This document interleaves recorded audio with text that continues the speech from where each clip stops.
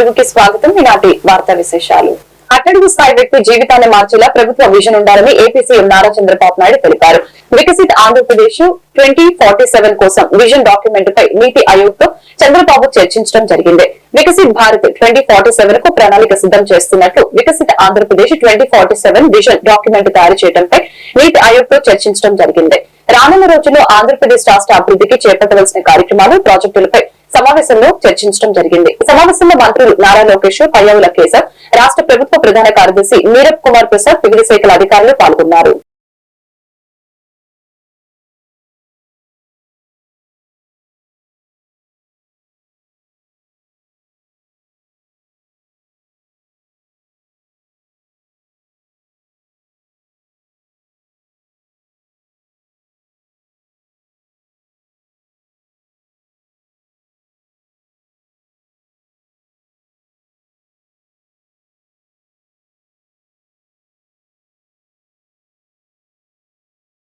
ఈ నెల 22వ తేదీ నుంచి జరగనున్న ఆంధ్రప్రదేశ్ రాష్ట్ర శాసనసభ సమావేశాల సందర్భంగా ఎటువంటి అవాంఛనీయ సంఘటనలకి ఆస్కారం లేకుండా పటిష్టమైన బందోబస్తు ఏర్పాటు చేయాలని ఆంధ్రప్రదేశ్ రాష్ట్ర శాసనమండలి అధ్యక్షులు కె మోషన్ రాజు, శాసన సభాపతి సిహెచ్ అయ్యన్న పాత్రుడు పోలీస్ శాఖ అధికారులను ఆదేశించడం జరిగింది. ఈ సందర్భంగా రాష్ట్ర శాసనమండలి అధ్యక్షులు కొయ్య మోషన్ రాజు మాట్లాడారు. ఈసారి అసెంబ్లీ సమావేశాలకు 88 మంది కొత్తగా ఎన్నికై శాసనసభ్యులు మరియు కొంతమంది శాసనమండలి సభ్యులు హాజరు కానున్న నేపథ్యంలో ఆయా సభ్యుల్ని సమగ్రంగా గుర్తించేందుకు తగు చర్యలు తీసుకోవాలని సూచించడం జరిగింది. ఈ సమావేశంలో assembly secretary general Prasanna Kumar Suryadevara, శాంతి భద్రతల IG Srikanth, Guntur range IG Sarvashreshtha Tripathi, Guntur SP Satish Kumar, SPF SP M Shankarrao, Guntur అదనపు ఎస్పీ శ్రీనివాసరావు, విజయవాడ డీసీపీ చక్రవర్తి, సచివాలయ చీఫ్ సెక్రటరీ అధికారి కె కృష్ణమూర్తి, భద్రయ్య తదితర పోలీసు అధికారులు పాల్గొన్నారు.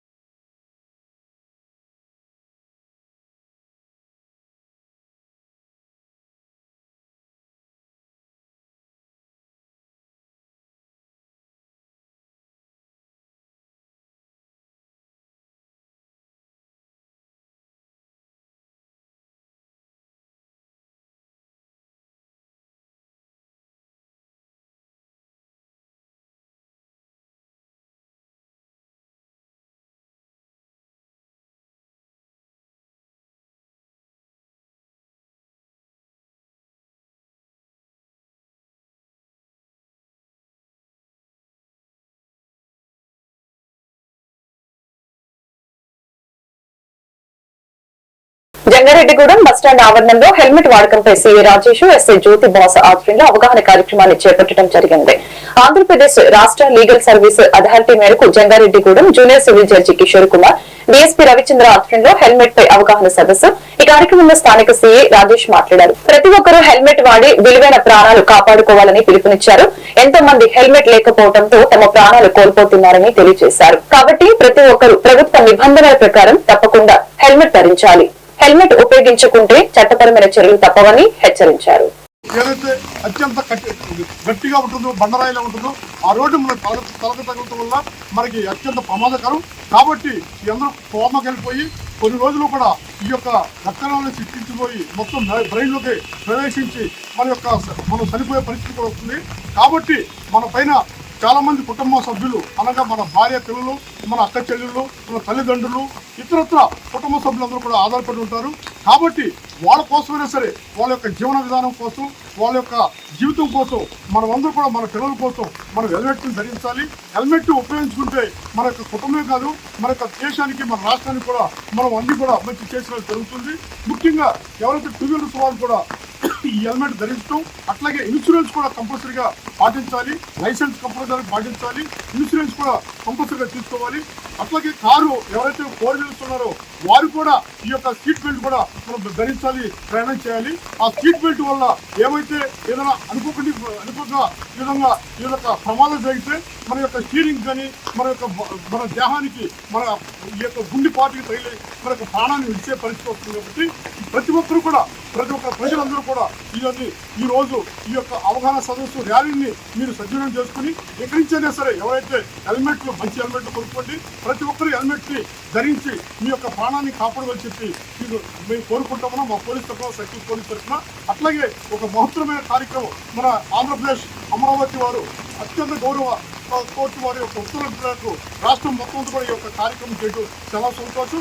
ప్రతి ఒక్కరు దీన్ని సూచన తప్పకుండా హెల్మెట్ ధరించాలని చెప్పి మరొకసారి మేము విజ్ఞప్తి చేస్తూ ఉన్నాం. హెల్మెట్ ధరించండి, హెల్మెట్ ధరించండి, హెల్మెట్ ధరించండి, హెల్మెట్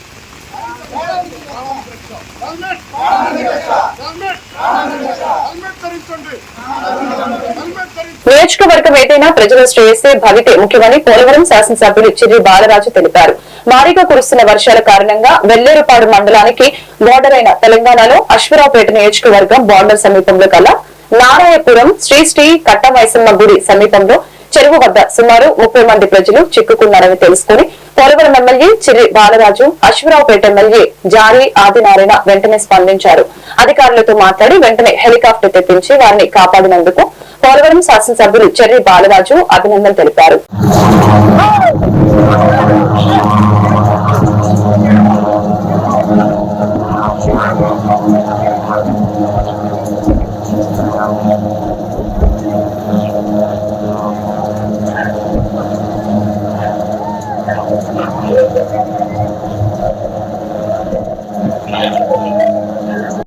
ఎక్కడైతే రుద్రంకోట దగ్గర ఉన్నటువంటి వాగు దగ్గర ఒక కారు పెట్టుకుపోయి 2 పిల్లలు ఎక్కడ చిక్కుకున్నారని చెప్పేసి బావగారు ఫోన్ చేశారు, ఎమ్మెల్యే గారు ఫోన్ చేసిన వెంటనే నేనేం చేశానంటే మన దగ్గర వెళ్ళినటువంటి నీటి ప్రవాహం వల్ల వాళ్ళు కొట్టుకుపోయారు కాబట్టి వెంటనే అధికారులతో కలెక్టర్ గారితో మాట్లాడి మాట్లాడి ఇమీడియట్ గా ఆ సిబ్బందిని మా పక్కన తరలించిన. కానీ ఇక్కడైన విషయం నాకు తెలియదు. నేను అక్కడ పంపించిన తర్వాత వాళ్ళని సేవ్ చేయాలని ఆలోచనతో నేను అక్కడ పంపించిన. ఎందుకంటే వారే మాట చెప్పినాం. ఇక్కడికి వచ్చిన తర్వాత నాతో మాట అందించాను. లేదు ఇక్కడ కూడా మనం చాలా చిక్కుకుపోయి ఉన్నారని చెప్పి చెప్పిన తర్వాత వెంటనే వాతావరణ శాఖ భారీ వర్షాల హెచ్చరిక నేపథ్యంలో 7 జిల్లాలు భారీ వర్షాలు, వరదల వల్ల ఎటువంటి ప్రాణ నష్టం, ఆస్తి నష్టం కలగకుండా సంబంధిత అధికారులు అప్రమత్తంగా ఉండాలని జిల్లా కలెక్టర్ కె వెట్రిసెల్వి ఆదేశించడం జరిగింది. ఈ సందర్భంగా వాతావరణ శాఖ భారీ వర్షాల హెచ్చరికలను దృష్టిలో పెట్టుకుని సంబంధిత అధికారులు అప్రమత్తమై ప్రాణ నష్టం, ఆస్తి నష్టం జరగకుండా ముందుగా చర్యలు చేపట్టాలని ఆదేశించడం జరిగింది. కలెక్టర్ వెంట Eluru RDO, NSK Kajavali, irrigation అధికారులు ఈఈ దేవప్రకాష్, డిఈ అర్జున్, నగరపాలక సంస్థ commissioner S Venkatakrishna, DSP Srinivasarao, deputy tahsildar Gayatri తదితరులు పాల్గొన్నారు.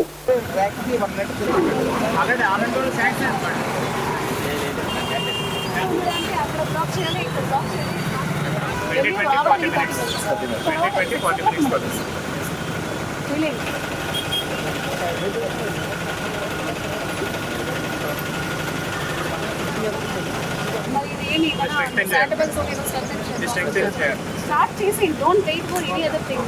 అంటే ఈ రోజు ఫ్లడ్ వచ్చినట్టు లేకపోతే స్టార్ట్ నెక్స్ట్ గతంలో ఇక్కడ వైఎస్ఆర్ కాలనీ మునిగిపోయింది మేడం. ఇక్కడ రిటర్నింగ్ వెహికల్ ఈవెంట్స్ కట్టారు. సో ఇది సేఫ్ సైడ్, సాయినగర్ ఒకటి వెహికల్ అంటే వాటర్ అయితే కట్ అయ్యే అవకాశం ఉంది. ఎక్కువ వాటర్ వస్తే కట్ అయిపోతుంది.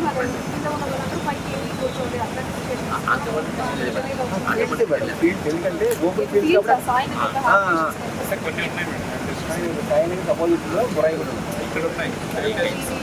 ఇది లైవ్ మ్యాప్. ఇది ఒకటి ఇప్పుడు మనం వెళ్ళడానికి కొంత బురదగా ఉంది. సో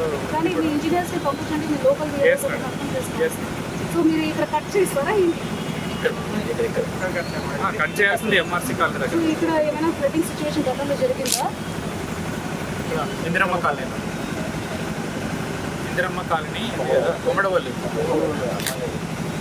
లేదా అక్కడ కూడా బ్రిడ్జ్ అయితే అది చేశారు, ఇది ఒకసారి చూడండి. గతంలో ఎప్పుడైనా అయ్యిందా? హిస్టరీ మనం చూసుకోవాలి. అక్కడ ఏం జరుగుతుంది?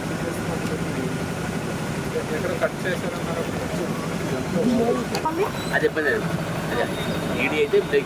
ఇక్కడ రిటర్నింగ్ వాళ్ళు ఇక్కడ కట్టారు. ఇక్కడ వీక్ అయితే బండ్ వీక్. బండ్ వీక్ అయితే మీరు ఏమేమి ఫాలో అవుతారు? స్టార్ట్ చేస్తే సరే.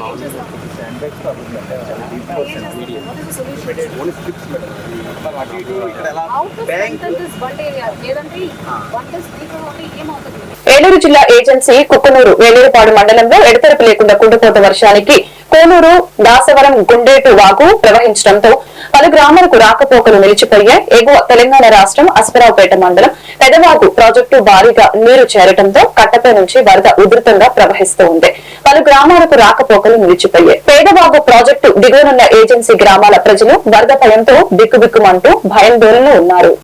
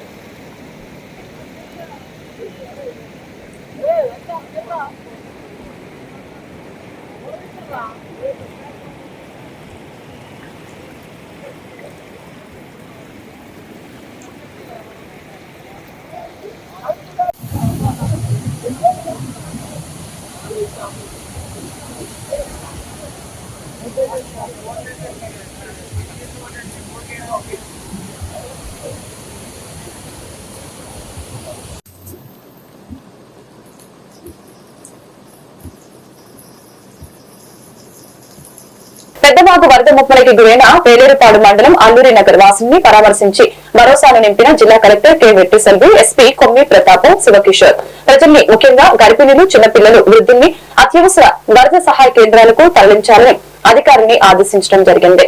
వరద సహాయక కేంద్రాల్లో బాధితులకి భోజన వసతి సౌకర్యాన్ని కల్పించాలని అధికారుల్ని కలెక్టర్ ఆదేశించారు.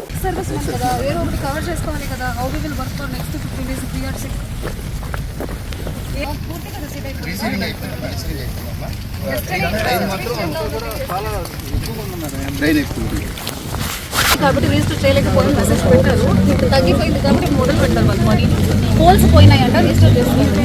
ఎస్సీ గారు ఉన్నారా? ఎన్ని ఇల్లు ఉన్నాయి అమ్మ? సచి బిఆర్ఓ ఎన్ని ఇల్లు ఉన్నాయమ్మా? మీరు ఎవరమ్మా? నేను పంచాయతీ సెక్రటరీ అండి. పంచాయత్ సెక్రటరీయా? ఎన్ని ఇల్లు ఉన్నాయి ఇక్కడ? 80 ఉంటాయి. ఇల్లు మనుషులు కాదు, ఇల్లు కుటుంబాలు. హౌస్ హోల్డ్ ఎంతమంది ఉన్నారా? మనుషులు ఎంతమంది?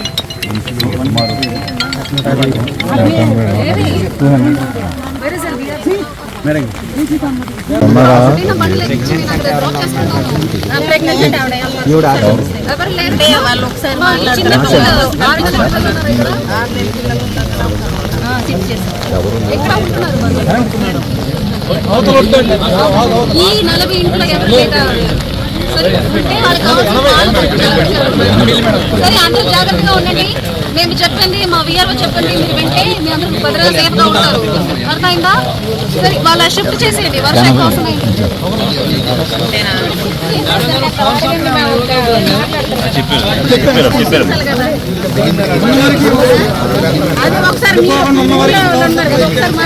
పశ్చిమ గోదావరి జిల్లా నర్సాపురంలో సామాన్య వ్యక్తిగా గొడుగు పట్టుకుని హోటల్ కి వెళ్లి స్వయంగా టిఫిన్ తీసుకుని రాష్ట్ర జల వనరుల శాఖ మంత్రి నిమ్మల రామానాయుడు పాలకొల్లు నుంచి అమరావతి వెళ్తూ ఉండగా మార్గ మధ్యలో నర్సాపురంలోని డాక్టర్ బిఆర్ అంబేద్కర్ సెంటర్ లో రోడ్డు పక్కన ఉన్న సాధారణ హోటల్లో రాష్ట్ర జల వనరుల శాఖ మంత్రి నిమ్మల రామానాయుడు టిఫిన్ చేసి అందరినీ ఆశ్చర్యపరిచారు. హోటల్ యజమాని కాగిత వెంకటేశ్వరరావు సిబ్బందితో పాటు రోడ్డుపై సామాన్య ప్రజల్ని, చిరు వ్యాపారుల్ని చిరునవ్వుతో రాష్ట్ర జల వనరుల అభివృద్ధి శాఖ మంత్రి డాక్టర్ నిమ్మల రామానాయుడు పలకరించారు.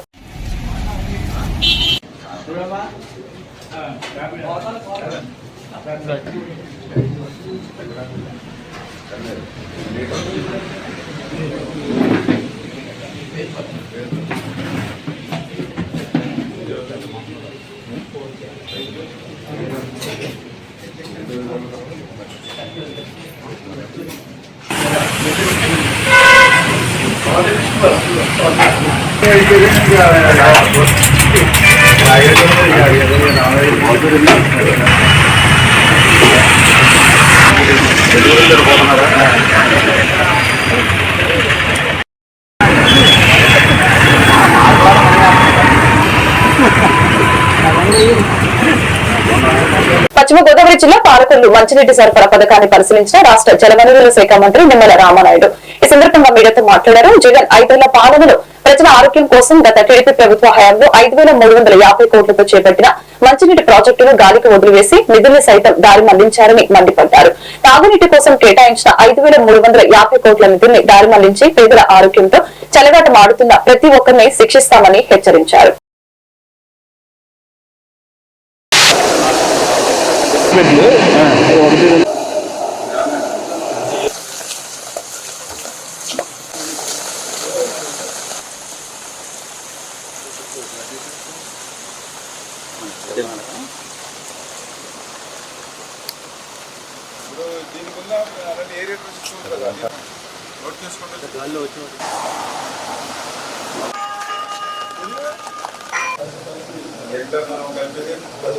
దురదృష్టం, జగన్మోహన్ రెడ్డి అధికారంలోకి వచ్చాడు, ప్రజా ఆరోగ్యాన్ని గాలికి వదిలేశాడు. ఆయన కొత్తగా నిధులు తేవాల్సిన అవసరంలా మేము ఇచ్చినటువంటి ఏదైతే 5,350 కోట్ల రూపాయలు కూడా మరి ఏదైతే నిధుల్ని దారి మళ్లించేసి తన అవసరాలకి వేరే అవసరాలకు ఉపయోగించి ప్రజారోగ్యాన్ని గండి కొట్టినటువంటి పరిస్థితి దుస్థితి చూసాం. సరే, ఈరోజు మేము అధికారంలోకి వస్తూ ఉన్నాం. మళ్ళీ వెనువెంటనే ఏదైతే ఈ యొక్క ప్రాజెక్ట్ని ప్రారంభించి మళ్ళీ ఈ యొక్క పురపాలకంలో ఉన్నటువంటి ప్రజలందరికీ కూడా సురక్షితమైన త్రాగునీరు అందిద్దాం. ఆ ప్రాజెక్టులో మా పాలకులు కూడా ఉంది, అందరికీ మంచినీరు ఇద్దాం అని నేను ఆలోచన చేసి ఏదైతే మొన్న రివ్యూ చేసి నారాయణ గారితో అదేవిధంగా వాళ్ళతో రివ్యూస్ ప్రిన్సిపల్ సెక్రటరీస్ తోటి కమిషనర్తో రివ్యూ చేస్తే ఆశ్చర్యం గొలిపేలాగా అంశాలు. ఎక్కడ ఉన్నాయండి డబ్బులు? అక్కడ మరి డబ్బులు ఏమైపోయో తెలియనిటువంటి పరిస్థితి. ఆల్రెడీ ఏదైతే ఆ యొక్క ఏఐబి బ్యాంక్ నుంచి ఏదైతే వచ్చాయో మరి ఆ నిధులు ఎక్కడికి పోయాయో, ఎటు డైవర్ట్ చేశారో కూడా తెలియనిటువంటి పరిస్థితి. పోనీ ఆ నిధులు వచ్చినాయి, పోనీ ఏదైనా పనులు చేశారంటే ఇక్కడ పనులు కూడా అవ్వనటువంటి పరిస్థితి. అందుకే మళ్ళీ ఇటువంటి సవాళ్ళని, ఎందుకంటే పోనీ వాళ్ళ పని చేయకపోయినా ఏదైతే మనం తెచ్చినటువంటి గ్రాంట్స్ అట్లా ఉన్నా ఆ గ్రాంట్స్తో మనం పని చేయించుకునే వాళ్ళం. ఇప్పుడు మళ్ళీ ఈ నిధులు ఎటు మరలించారు, మళ్ళీ దాన్ని ఎట్లా వెనక్కి తీసుకురావాలి? ఎందుకంటే ఇప్పుడు మళ్ళీ కొత్తగా ఏఐబి కానీ వరల్డ్ బ్యాంక్ కానీ కేంద్ర ప్రభుత్వం సాయం అడిగినా కూడా దీనికి సంబంధించిన ఖర్చుల వివరాలు చెప్పండి అంటే ఏ శాఖకు సంబంధించిన అధికారులు కూడా వివరాలు కూడా చెప్పలేకపోతూ ఉన్నారు. అందుకే ఈరోజు అసలు ఫైనాన్స్కు సంబంధించి ఏ శాఖ చూసినా కూడా వేల కోట్ల రూపాయలు, లక్షల కోట్ల రూపాయల్లో ఈవేళ లోటు కనిపిస్తున్నటువంటి పరిస్థితి దుస్థితి. ఈవేళ 5 సంవత్సరాల పాలనిస్తే, ఒక్క ఛాన్స్ అని పాలనిస్తే ఇంత విధ్వంసానికి పడ్డాడనంటే అటువంటి వ్యక్తి రాజకీయాల్లోకి అవసరమా? అటువంటి వ్యక్తి ప్రజాస్వామ్యంలో ఉండడానికి తగునా అని వేళ ప్రజలు కూడా ఆలోచించేయాలి. ఏలూరు జిల్లా పోలవరం మండలం పోలవరం గ్రామ పంచాయతీ పరిధిలోని గోదావరి వరద ముంపు ప్రాంతాలైన అమెరికన్ హాస్పిటల్ ప్రాంతం, దిక్కు బాబా గుడి ప్రాంతం, శ్రీ ఆంజనేయ స్వామి గుడి ప్రాంతం, కమ్మరగూడెం మరియు ఎడ్లగూడెం ప్రాంతాలలోని వరద ముంపు ప్రదేశాలను మరియు గోదావరి నది పరివాహక ప్రదేశం రింగ్ మందులను ఆనుకొని ఉన్న ప్రాంతాలను MPDO G Srinu, Polavaram panchayat secretary Y Kondalarao, panchayat గుమస్తా జి కొండలరావు పరిశీలించడం జరిగింది. గోదావరి నది ప్రవాహం ప్రస్తుతం సాధారణంగానే ఉన్నట్లు గమనించడమైందని తెలిపారు. వర్షాలు ఎడతెరిపి లేకుండా పడుతున్నందువల్ల గోదావరి నీటి మట్టం పెరిగే సూచనలు కనపడుతున్నాయని తెలియజేశారు. చేపలు పట్టడానికి వెళ్లే మత్స్యకారులు వర్షాలు మరియు వరదలు తగ్గే వరకు గోదావరిలో చేపలు పట్టడం నిలిపివేయాలని ఆదేశించారు.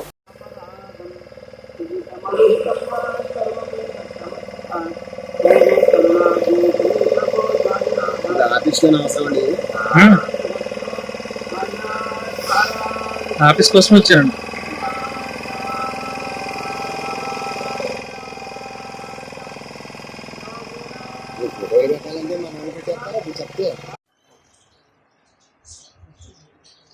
ఈరోజు పోలవరం మండలంలో